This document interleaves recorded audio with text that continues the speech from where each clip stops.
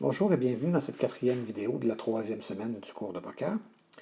Contrairement aux vidéos précédentes, celle-ci sera effectivement matière à examen. Donc, il faut peut-être la voir d'un côté un petit peu différent et penser à bien comprendre les calculs qui vont être effectués. On parle ici de cote du pot. Qu'est-ce que ça veut dire? On a déjà parlé dans certaines vidéos que notre relance doit être fonction de la grosseur du pot.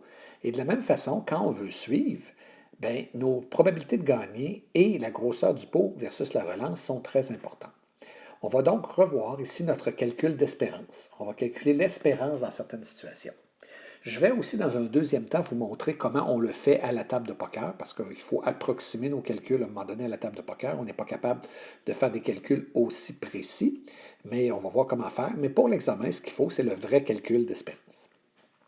Alors, voici une mise en situation. Il y a déjà 4 cartes sur la table. J'ai 2 cartes dans les mains et j'ai 4 cartes pour obtenir ma couleur. Donc, il me manque une seule carte pour ma couleur. Fait que, par exemple, j'ai 2 cartes de cœur dans les mains et il y aurait 2 cartes de cœur sur la table et 2 autres cartes. Je pense que je vais gagner simplement si j'ai la couleur. Le pot est déjà compris avec... Il y a déjà 2500 matiques ou 2500 jetons dans le pot. Et un autre joueur relance de 500 jetons. Je dois me demander maintenant, est-ce que je suis ou pas? Est-ce que j'égalise le 500 jetons pour espérer avoir ma couleur? Ou si je trouve que ça coûte trop cher, puis il ne faut pas que j'y aille.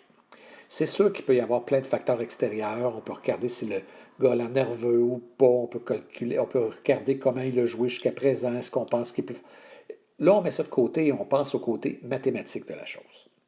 Donc, quelle est ma probabilité de gagner? Il me manque une carte de cœur pour gagner et il reste 9 cartes de cœur dans le paquet sur les 46 cartes de cœur. Donc, ma probabilité de gagner est de 9 sur 46. Combien je vais gagner si jamais je gagne? Bien là, il va falloir que j'égalise la mise de 500 matiques. Donc, je remporterai le 2500 qui est déjà dans le pot, plus le 500 que l'autre joueur a mis. Donc, mon gain serait de 3000 matiques. Si j'ai 9 chances sur 46 de gagner, j'ai donc 37 chances sur 46 de perdre. Donc 37 chances sur 46. Et combien est-ce que je perds à ce moment-là? Bien, je vais perdre les 500 nouveaux matiques que je suis obligé d'investir. Certains joueurs vont nous dire, oui, mais tu as déjà mis quelque chose dans le pot dans le 2500. Oui, mais là, on est au moment de prendre cette décision-là, c'est un peu comme si ce qu'il y a dans le pot était perdu. C'est mon nouvel investissement que je regarde. Donc, je pourrais perdre 500 matiques.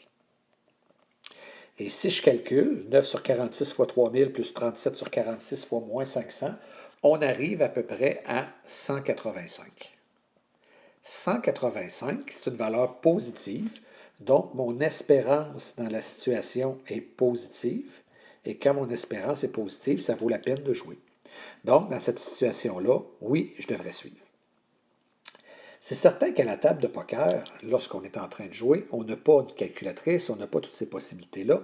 Alors, comment on fait? On a déjà dit qu'on comptait notre nombre de outs fois 2 pour avoir à peu près notre probabilité.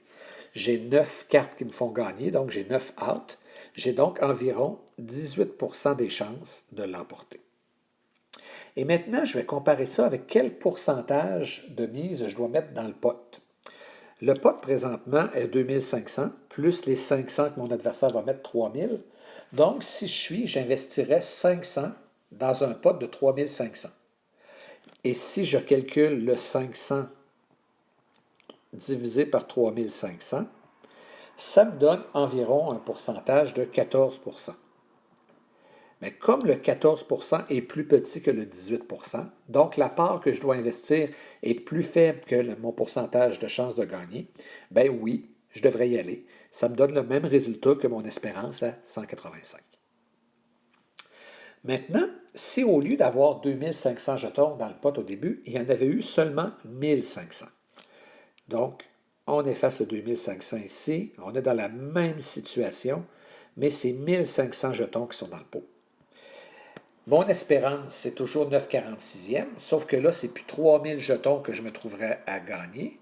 Je me trouverais à gagner 2000 jetons, c'est-à-dire le 1500 qu'il y a déjà dans le pot plus le 500 que le joueur investit. J'ai 37 chances sur 46 de perdre et je perdrais quand même 500 jetons. Si je fais le calcul, à ce moment-là, mon espérance, au lieu d'être à plus 185, elle devient à moins 363. Mon espérance est négative. Je ne devrais pas y aller. Pourquoi? Parce que ce que j'ai à gagner, le 1500 qu'il y a déjà dans le pot et le 500 supplémentaires qu'ils mettent, est insuffisant face aux pertes que ça pourrait engendrer. Donc, le calcul d'espérance ici, ce serait un calcul qui pourrait être à l'examen. Si on pense maintenant à comment on va réfléchir ça à la table, j'ai toujours 18% des chances de gagner parce que j'ai toujours 9 out. Et quel pourcentage j'investis dans le pot? J'investis 500, mais pour un pot qui serait de 1500, plus le 500 de l'adversaire, plus mon 500. Donc, pour un pot qui, au lieu d'être de 3500, serait de 2500. Et si je fais 500 divisé par 2500, au lieu d'être à 14%, je me trouverais à être à 20%. Donc, la part que je dois investir dans le pot, 20%, est supérieure à mes chances de gain de 18. Je ne devrais pas y aller. Troisième exemple, supposons qu'on va entre les deux et qu'on dit maintenant que le pot, au lieu d'être à 2500 comme au début ou à 1500 comme là, disons qu'il est à 2000 entre les deux. Si le pot est à 2000, j'ai toujours 9 chances sur 46 de gagner.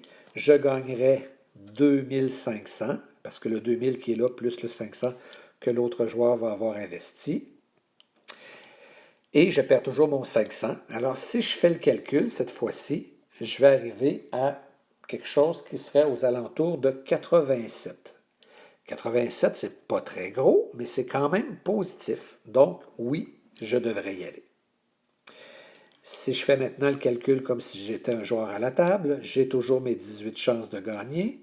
Mon investissement serait maintenant de 500 sur un pot de 3000. Pourquoi 3000? Parce que le 2000, le 500 de l'adversaire est mon 500.